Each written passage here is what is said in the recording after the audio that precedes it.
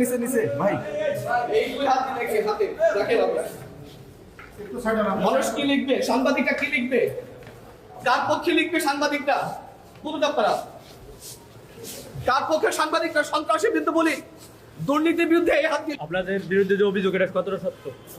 আপনাদের মনে হয় যে আমরা সন্ত্রাস করতে পারি?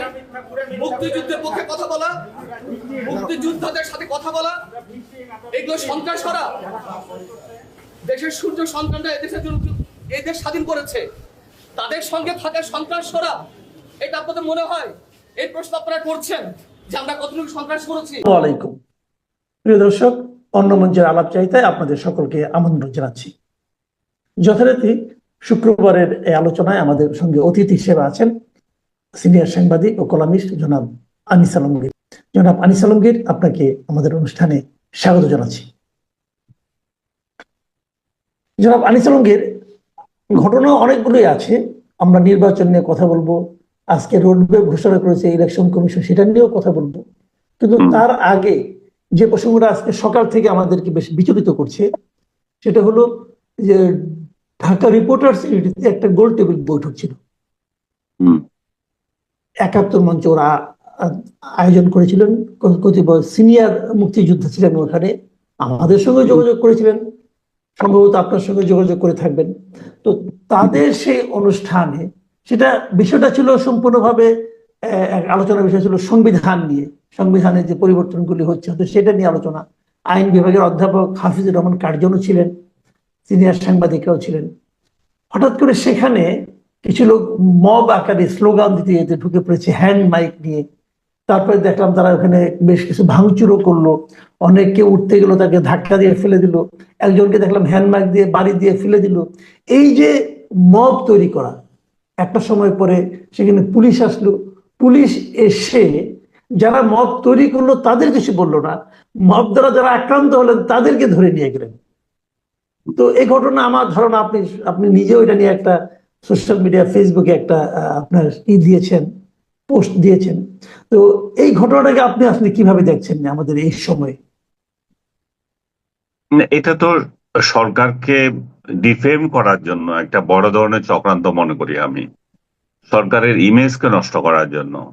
এইখানে কে কোথায় সমাবেশ করবে সেটা সরকার থেকে তো অনুমতি নিয়ে থাকে, আর সরকার থেকে যদি অনুমতি নিয়ে না থাকে তাহলে সরকারের বাহিনী আছে, তারা বন্ধ করে দেবে। এখন যদি প্রত্যেকটা অর্গানাইজেশন এভাবে যদি কোনো সমাবেশ করতে যায়, সেখানে যদি এভাবে মতামত সন্ত্রাসীরা, ট্যাগ সন্ত্রাসীরা যদি আক্রমণ করে, তাহলে তো জগতে কোথায় কিছু হতে পারবে না। এটা তো সরকার যে বলছে ডে ওয়ান থেকে আমরা মত প্রকাশে বিশ্বাসী, সেটার জন্য একটা মারাত্মক হুমকি। এবং আমি ব্যক্তিগতভাবে বিশ্বাস করি সরকার তো এদের কাউকে বলে নাই যে তোমরা গিয়ে এটা করো। এটা যারা করছে অতি উৎসাহী লোকেরা করেছে। এবং যে লোকটার নাম এখানে এসেছে, আমি ওনার ওনার নাম বোধহয় সাকিব, বোধহয় এই জাতীয় একজন লোক নাম এসেছে। দেখেন সোশ্যাল মিডিয়ায় ওনার নামে প্রচার হচ্ছে, ছবিগুলো বের হচ্ছে। একটা ছবি হচ্ছে ডাকসুতে যে নির্বাচন করছে, যে ভিপি পদে এবং সেক্রেটারি পদে ফরহাদ, ভিপি পদে যে ছেলেটার নাম আমার মনে পড়ছে না, কাইয়ুম, সাদেক কাইয়ুম, সাদেক কাইয়ুম এবং জিএস যে ফরহাদ, এই দুইজনের সঙ্গে তার ছবি দেওয়া, মানে এদেরই ঘনিষ্ঠ লোক বলে দেখাচ্ছে। এবং জামাতের আমিরের সাথেও তার ছবি, 3টা ছবি এসেছে। এবং জামাতের পতাকা উড়িয়ে এই লোক মিছিল করছে, সেই ছবি আছে। তাহলে এখানে এরকম একটা ক্রুশিয়াল একটা নির্বাচনের কালে জামাতের যে দুইজন বা ছাত্র শিবিরের দুইজন প্রতিনিধি এখানে প্রতিদ্বন্দ্বিতা করছে, তাদের ভালো ফিল্ডও আছে, তাহলে এটা তো তাদেরকে ড্যামেজ করা। এবং তাদের প্রতিপক্ষ এরকম দেখাতে পারছে, দেখো জামাত যদি ক্ষমতায় আসে, ছাত্র শিবির যদি ক্ষমতায় আসে, মত প্রকাশের স্বাধীনতা কোথায় যাবে। এই লোকগুলা ঢাকা ইউনিভার্সিটি ভিপি প্রার্থী এবং সেক্রেটারি প্রার্থীর এই লোক ঘনিষ্ঠ লোক, তাহলে ওদের ওদের ওদের পৃষ্ঠপোষকতা ছাড়া তো এটা হতে পারে না। তো এই সেন্সে আমি বলবো যে এটা কিন্তু জামাতের জন্য ড্যামেজ, এটা সরকারকে ড্যামেজ।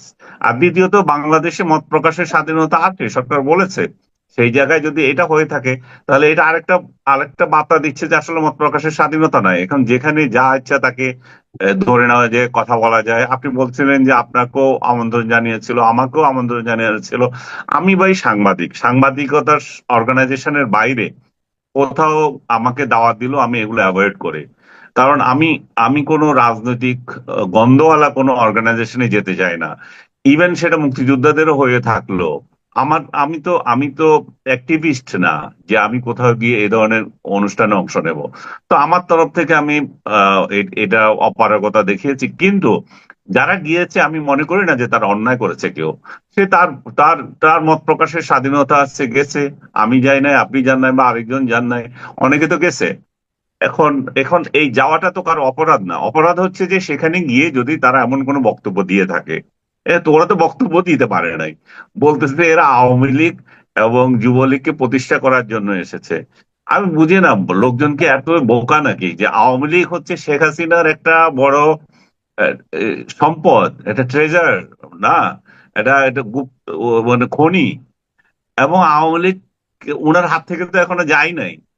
আর যুবলীগ হচ্ছে যে ওনার ফুফাতো ভাইয়ের খনি। এরা এগুলাকে নিজেদের হাতে রেখেছে। তো এরা কেন অমুকেরা তমুকের এই দায়িত্ব দেবে যে তোমরা যাই আমাদেরকে উদ্ধার করো? ওদের কি নিজস্ব ইয়ে নাই? যাই হোক, এটা আমার মতামত। লতিফ সিদ্দিকী তো আওয়ামী লীগ থেকে বহিষ্কৃত, অনেক আগেই বহিষ্কৃত, এবং লতিফ লতিফ, সিদ্দিকীকে আমি জেলেও নেওয়া আমি হয়েছিল। আমি খুব ইয়ে করছি, ভেরি রিসেন্টলি ওনার সাথে আমার দেখা হয়েছিল। ওনার স্ত্রী আমার বোন হন। আমরা চিটং এর লোক। আমরা চিটং সমিতিতে একসঙ্গে কাজ করেছি চিটং উন্নয়নের জন্য। তো আমরা দুলাভাই ডাকি তাকে। একটু মানে উনি অসুস্থ লোক এবং আওয়ামী লীগের সাথে তার কোনো সম্পর্ক নাই এই মুহূর্তে। তাকে হেনস্থা করার কোনো মানে নাই। যে মত প্রকাশের জন্য এক জায়গায় গিয়েছে, যাকে যদি ধরে নেওয়া এখান থেকে, এটা এবং যারা গিয়েছে তাদেরকে আটক করে নেওয়া, এগুলো আমি মনে করি যে চূড়ান্ত ভাবে ডক্টর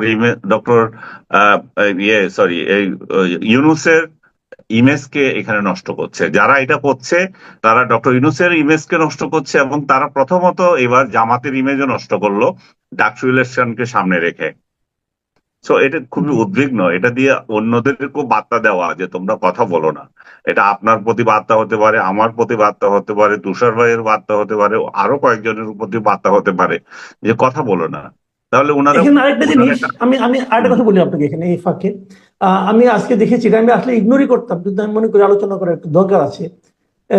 আমাদের ওই যে ফ্রান্সের থেকে এক ভদ্রলোক, তার নাম আমি উচ্চারণ করতে চাই না, সে দেখলাম একটা আপনার পোস্ট দিয়েছে, আমাদের তিনজন, আপনি, আমি এবং ডক্টর আব্দুল তুষার, আমাদের ছবি সহ যে একটা ছবি ছিল, ওটাই দিয়ে দেখছে এদেরকে এখনই গ্রেপ্তার করা নাকি খুব জরুরি।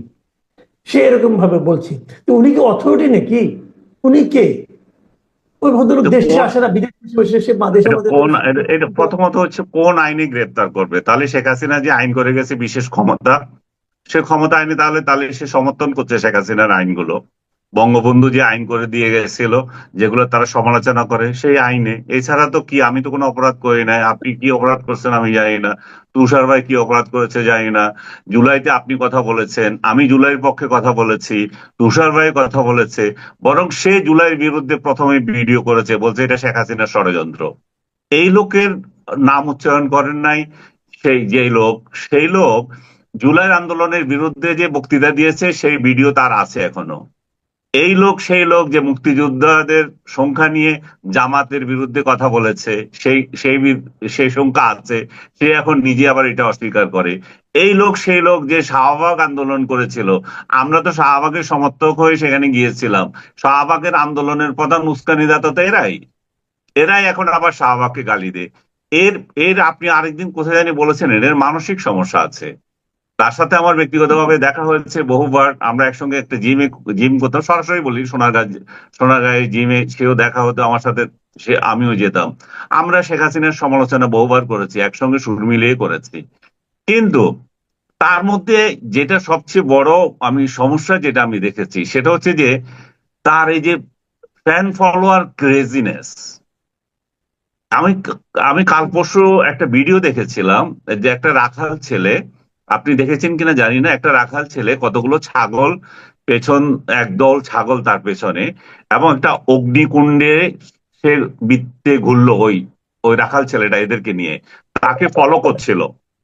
হ্যাঁ, তাকে জি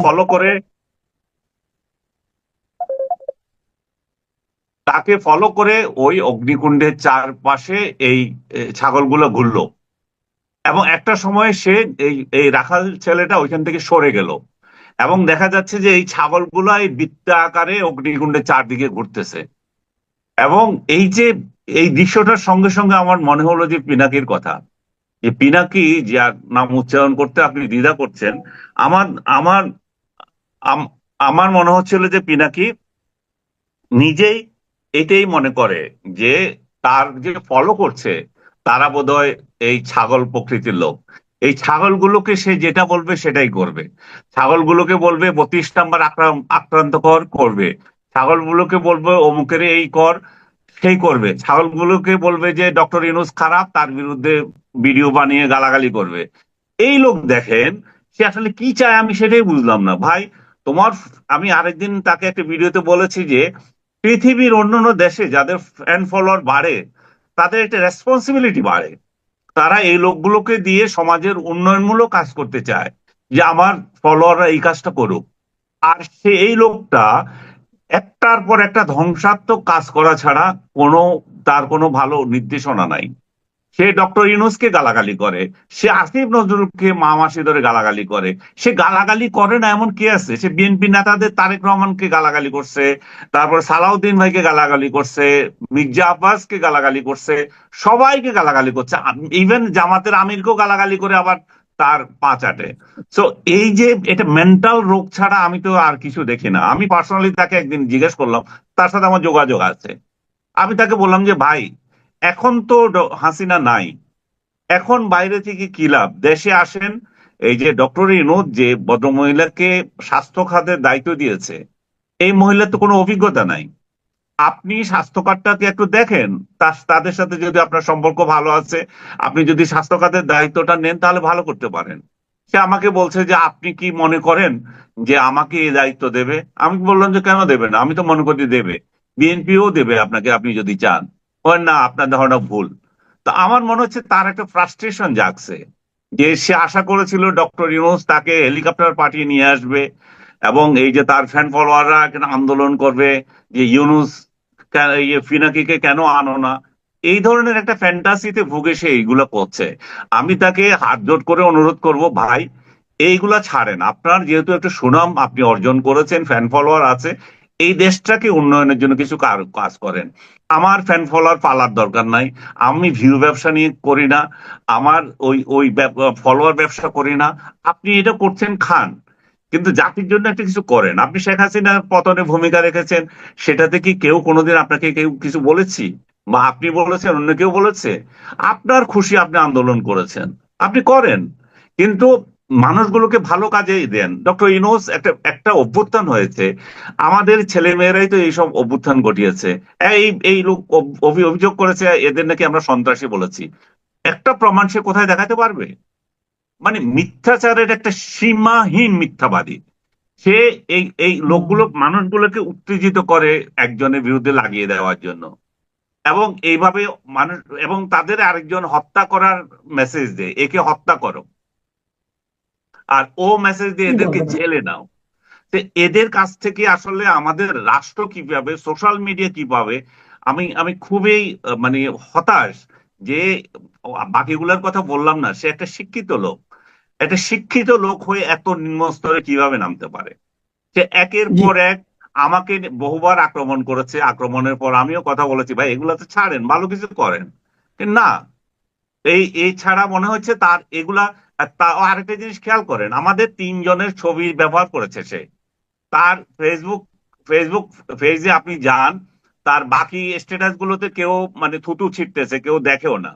সে আমাদের ছবি ব্যবহার করে এখানে ব্যবসা করতেছে, এবং এই এই পর্যন্ত দুইবার আমাদের ছবিটা ব্যবহার করছে, সেখানে কত হাজার লাইক দেখেন, কত হাজার লাইক কমেন্ট। তো লাইক কমেন্ট মানে তার ব্যবসা। সে আমাদেরকে নিয়ে নিজের ব্যবসা করতে চায়।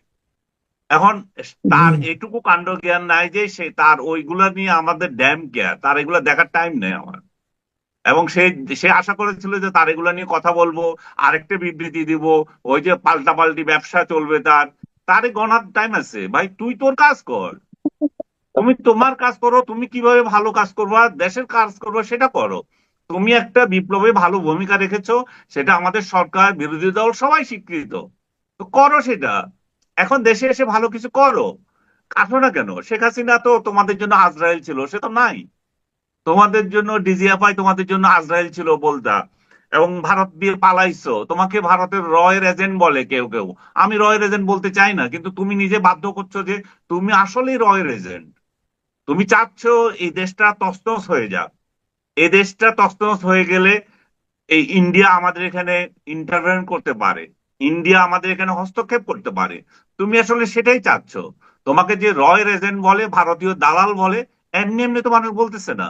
এবং আমি আমাদের তার ফলোয়ার যারা আছে তাদেরকেও বলবো, ভাই অন্ধত্বের একটা সীমা আছে। আপনি তার তার ইয়ে দেখে অন্যদের গালাগালি করবেন, কি কারণে করবেন সেটার একটা রিজন দিয়ে করেন। এই দেশে এই জুলাই বিপ্লব যারা সমর্থন করেছে আপনি তাদেরকেও গালি দিচ্ছেন, তো তাহলে আপনি কি পাচ্ছেন আপনারা? এটা আপনাদের আসল উদ্দেশ্য কি? আপনারা কি ডক্টর ইউনূসকে সফলতা দেখতে চান? আপনারা কি চান যে ফেব্রুয়ারিতে একটা ভালো ইলেকশন হোক, আমাদের জাতি একটা ক্রান্তিকাল অতিক্রম করে একটা রোড, একটা ইয়ে যাক? আর সবচেয়ে বড় কথা হচ্ছে, আমরা যে রাজনৈতিক দলগুলোকে আসবে, ক্ষমতায় আসবে, আমরা আশা করছি হয় বিএনপি আসবে নয় জামাত আসবে, এই তো। এনসিপি আসার তো আমি পার্সোনালি কোনো সম্ভাবনা দেখি না। তো এই যে দুইটা দল যদি আসে, এরা এসে কি করবে? যে এনআরকি তৈরি করে রেখেছে, এবং বিএনপিও কিছু এটা নিয়ে বলতেছে না, এবং এই জামাতও কিছু বলে না, এবং ডক্টর ইউনূস তো বলছে। আমি তো মনে করি ডক্টর ইউনূস যদি একটা ঘোষণা দেয়, তোমরা যদি এই এনআরকি চালাতে থাকো তাহলে আমি ক্ষমতায় থাকবো না, আমি আমি ছেড়ে চলে গেলাম, কালকে এটা বন্ধ হয়ে যাবে। কারণ তাকে যারা রাখছে, জামাত, বিএনপি, অন্যরা, তারা তো বলবে যে ভাই আপনি না, বিশেষ করে জামাত, যে ভাই আপনি চলে গেলে তো আমাদের রাজত্ব শেষ হয়ে যায়। এবং ডক্টর ইউনূস কেন এই কথা বলেন না, এই রাগটা করেন না, আমি জানি না। উনার ইমেজ কি বাড়ছে? উনাকে তো মবের যত বদনাম এটা তার উপরেই যাচ্ছে, তাই না? জি। আচ্ছা, আমরা আমরা শেষ প্রশ্নটা করি, একটু ছোট করেই বলেন। এটা এটা হলো, আজকে দেখলাম আমরা নির্বাচন কমিশন রোডম্যাপ ঘোষণা করলো। এই যে বললো যে মানে মানে তারা কিভাবে নির্বাচন করবে না করবে এগুলো বললো, কিন্তু এদিকে দেখলাম আবার এনসিপি খুব দ্রুত এটার প্রতিক্রিয়া দিল। এনসিপি বললো যে, যদিও ওরা বলেছে 2 মাস আগে তারা তফসিল ঘোষণা করবে, কতগুলো ভোট কেন্দ্র, কিভাবে ভোট কেন্দ্র হবে এগুলো বললো। এনসিপি বললো যে জুলাই সনদ ঘোষণার আগে এই যে নির্বাচনী রোডম্যাপ ঘোষণা, এটা নাকি প্রতিশ্রুতি ভঙ্গের সামিল।